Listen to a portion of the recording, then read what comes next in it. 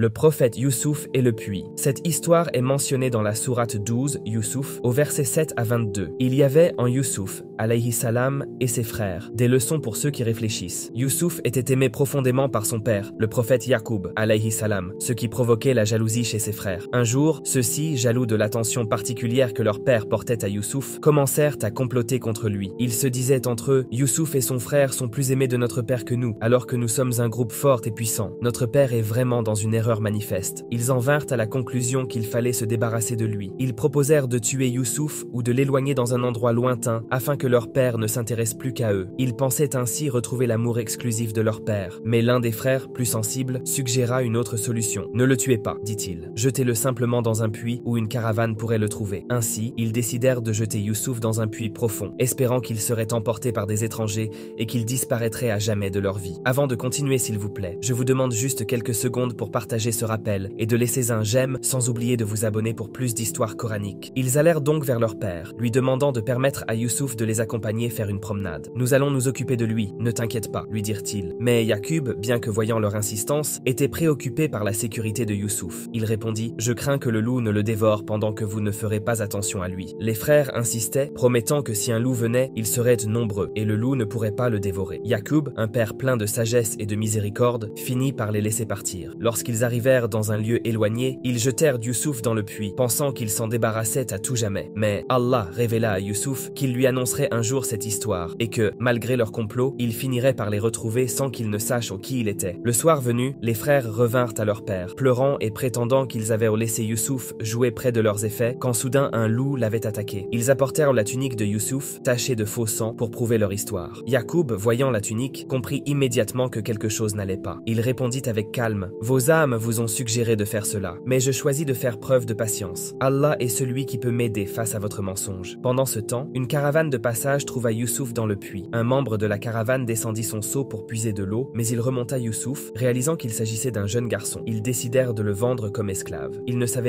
pas combien de bénédictions étaient en lui. Ils le vendirent à un prix dérisoire, quelques dirhams seulement, car ils le considéraient comme sans valeur. Youssouf fut acheté par un dignitaire égyptien, Aziz, qui l'emmena chez lui. En voyant la beauté et la sagesse de Youssouf, Aziz dit à sa femme, « Traite-le bien, il se pourrait qu'il nous soit utile, ou que nous l'adoptions comme un enfant. » Allah avait un grand plan pour Youssouf. Il le plaça dans une situation sûre, loin de ses frères, et dans le pays d'Égypte, où il serait préparé pour un rôle crucial. Ainsi, Youssouf grandit en Égypte, et Allah lui donna sagesse, savoir et la capacité d'interpréter les rêves.